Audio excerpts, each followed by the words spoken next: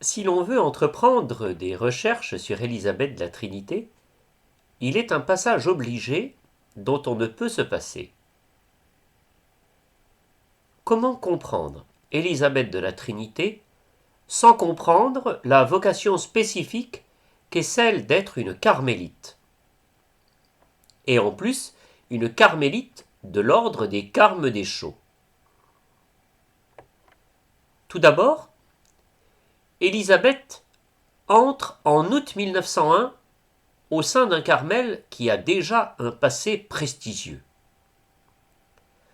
Je vous propose d'entendre la présentation qu'en a faite le père Conrad de Mester pour l'édition critique des œuvres d'Élisabeth de la Trinité parue en 2002. Je le cite. Le Carmel de Dijon a été fondé le 21 septembre 1605. C'était la troisième fondation de France, depuis Paris en 1604 et Pontoise en 1605. La fondatrice et la première prieure pendant 15 mois, jusqu'à son départ pour la fondation de Bruxelles, était cette vénérable mère Anne de Jésus, compagne de sainte Thérèse d'Avila et fille spirituelle de saint Jean de la Croix, qui composa d'ailleurs pour elle son commentaire du Cantique spirituel. C'est à Dijon, le 1er novembre 1605, que la première prophète française, Marie de la Trinité, prononça ses vœux. La maison, rue Charbonnerie, actuellement rue de la Préfecture, étant bientôt trop petite, les carmélites construisirent un nouveau monastère rue Sainte-Anne, qu'elles occupèrent en 1613. Les sœurs furent dispersées de la vie publique par les lois révolutionnaires de 1790. Il fallut attendre janvier 1866, car les carmélites revenaient à Dijon après un essai infructueux à Strasbourg. Les fondatrices de l'époque étaient alors Mère Marie de la Trinité, sous-prieure du Carmel de la rue de Messine à Paris. Installées d'abord dans une petite maison, elles édifièrent un nouveau monastère dans un terrain attenant. Le 25 juillet 1868 avait eu lieu la bénédiction de la première pierre. Et c'est dans ce monastère, situé 4 boulevard Carnot, qu'Élisabeth de la Trinité se présenta plus de 30 ans plus tard. Pour des raisons majeures, les sœurs ont déménagé encore le 17 mars 1979 pour s'installer dans le monastère actuel à Flavignerot, à 13 km au sud-ouest de Dijon.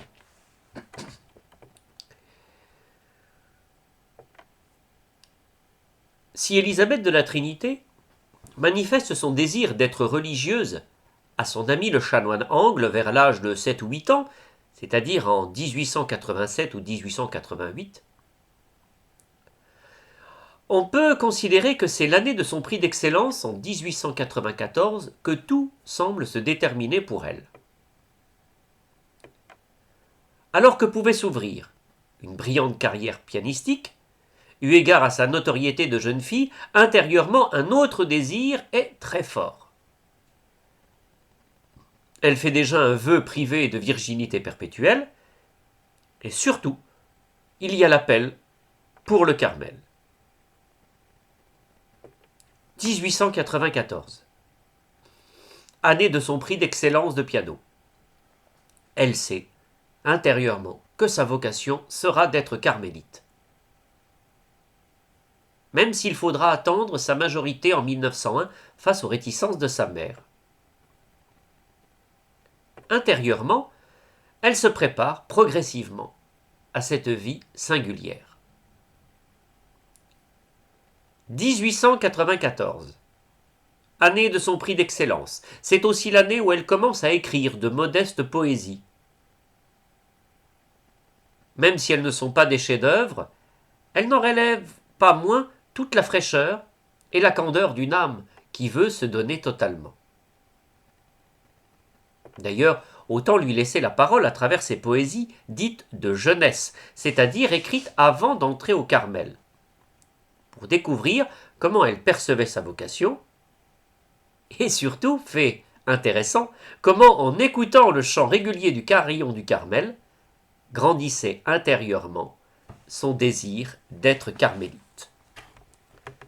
Voici donc ce poème 40. Il date à peu près du 15 octobre 1897. Elle écrit, je cite, « Ma chambre est bien simple et bien petite, mais je l'aime avec son grand balcon, car de là, je vois les carmélites et j'entends leur si doux carillon. Que de soir j'y viens, triste et rêveuse, contempler mon bien-aimé Carmel, tandis que sa cloche mélodieuse, douce et lente, monte vers le ciel. Autour de moi, tout est silencieux. Je suis seul en ce coin délicieux. Je puis donc laisser couler mes larmes, car Jésus seul peut voir mon alarme. Je vois les fenêtres minuscules, des humbles et pauvres cellules.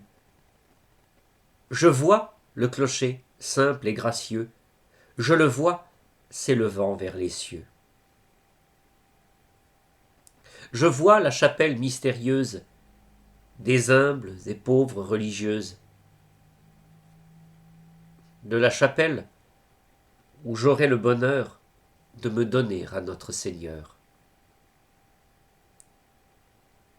Je vois leur beau jardin solitaire avec ses grands arbres séculaires.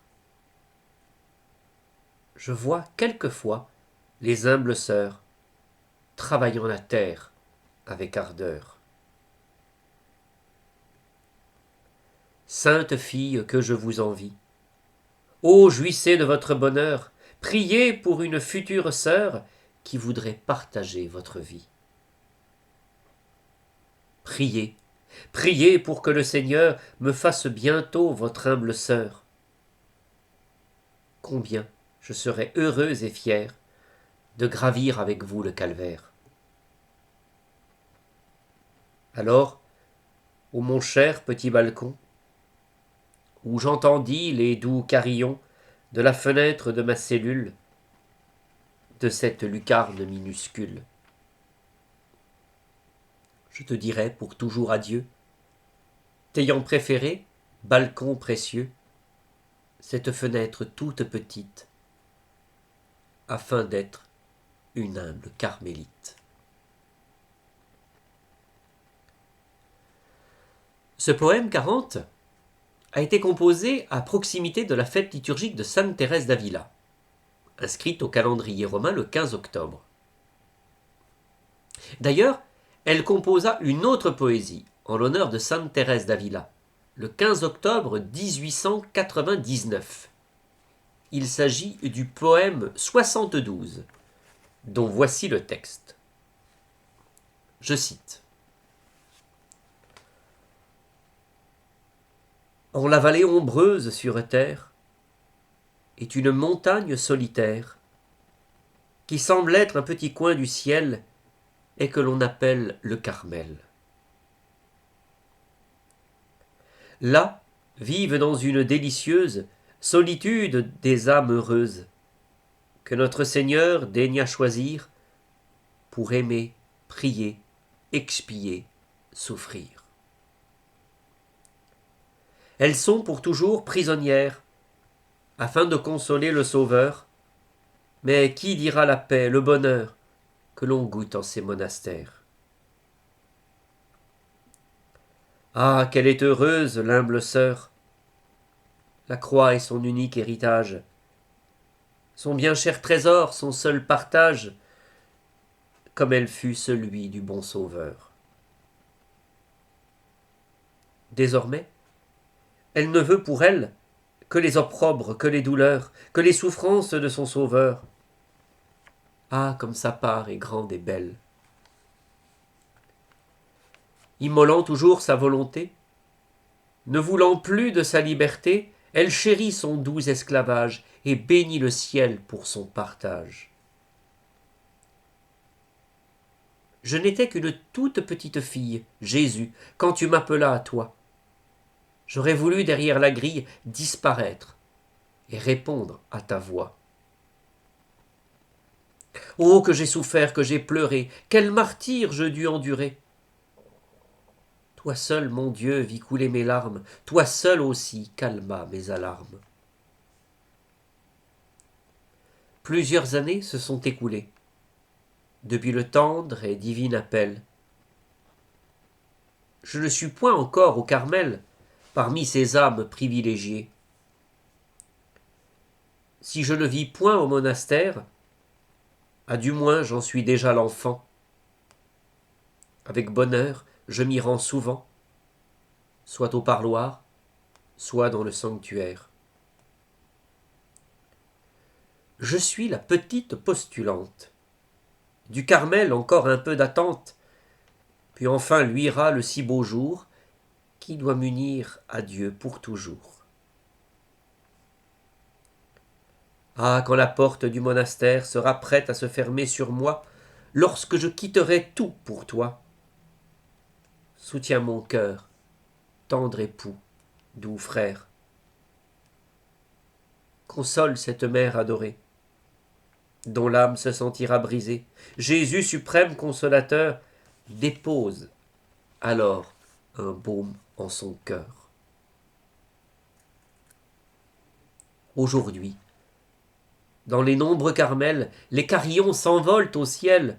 Ô Sainte Thérèse, ô notre Mère, comme l'on vous fait au monastère. Mais vous le savez, toutes vos filles ne sont point derrière cette grille. Daignez donc intercéder au ciel pour les postulantes du Carmel.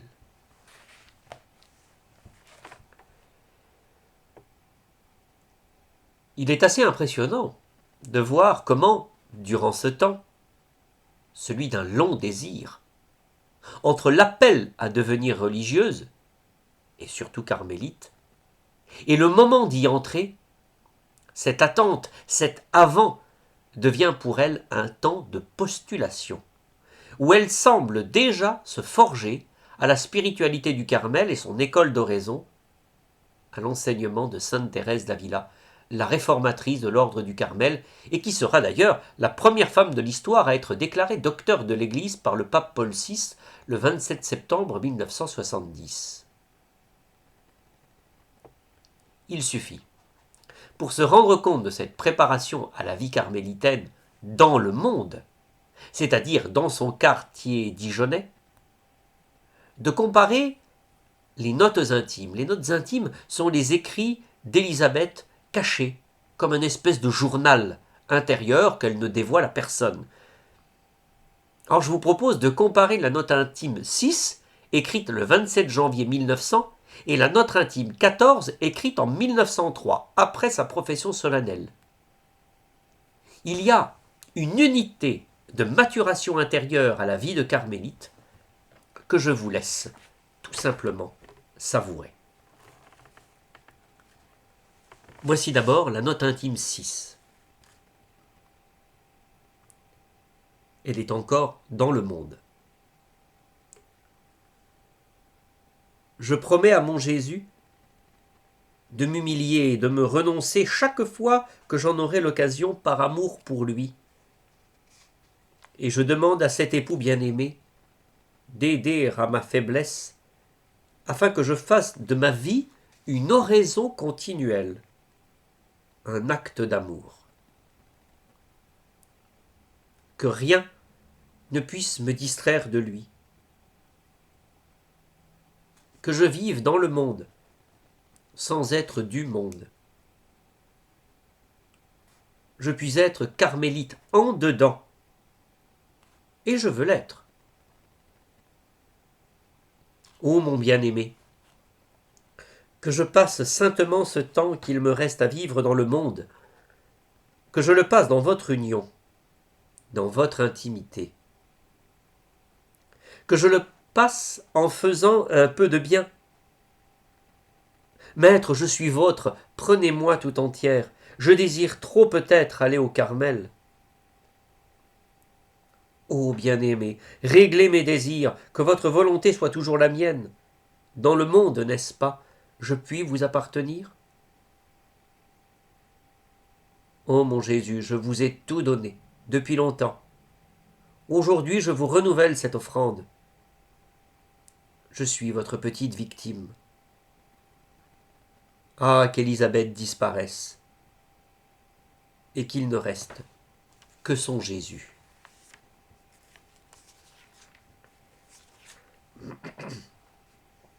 Voici à présent la Notre intime 14, écrite au cours de la seconde moitié de 1903, donc après sa profession solennelle au Carmel.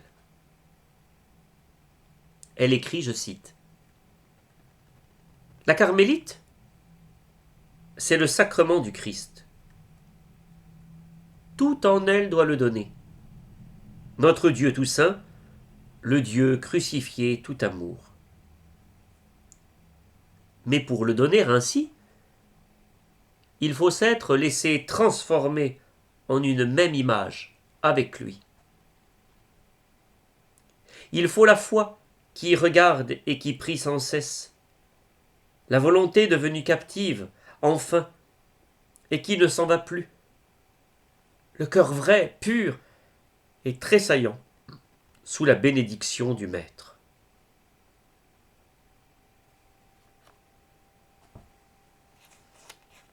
Élisabeth veut être carmélite. Mais qu'est-ce que cela signifie pour elle, être carmélite? Un très beau poème l'exprime, il s'agit du poème 83, écrit le 29 juillet 1902. Je cite. La carmélite est une âme donnée, une immolée à la gloire de Dieu. Avec son Christ, elle est crucifiée, mais son calvaire, ah, qu'il est lumineux. En regardant la divine victime, une lumière en son âme a jailli, et contemplant sa mission sublime, son cœur blessé s'écria « Me voici ». La carmélite est une âme envahie, pleine de Dieu pour le donner toujours, comme Marie le Maître l'a choisi, pour demeurer à ses pieds, nuit et jour. Regardez bien en cette captivité, son oraison ne s'interrompt jamais. Son âme est prise, elle est tout enchaînée. Et de son Christ, plus rien ne la distrait. La carmélite est une âme adorante, toute livrée à l'action de Dieu. À travers tout, grande comme une hyante, le cœur en haut et le ciel plein les yeux. Elle a trouvé l'unique nécessaire, l'être divin, lumière et charité, enveloppant le monde en sa prière. Voici qu'elle est apôtre en vérité. La carmélite est une âme fermée à ce qui se passe aux choses d'ici-bas, mais toute ouverte et tout illuminée pour contempler ce que l'œil ne voit pas. L'aigle divin l'emporte en sa lumière, sur ses sommets élevés, lumineux, pour l'abriter en la maison du Père, la consommer en l'un avec son Dieu. La carmélite a sa béatitude, sa vision aux clartés de la foi. Dans le silence et dans la solitude, déjà s'impriment en son âme les trois. Oh oui, vraiment son Dieu l'a trop aimée. Il la voulait de toute éternité. sur le Carmel, montagne ensoleillée, par les rayons de la divinité.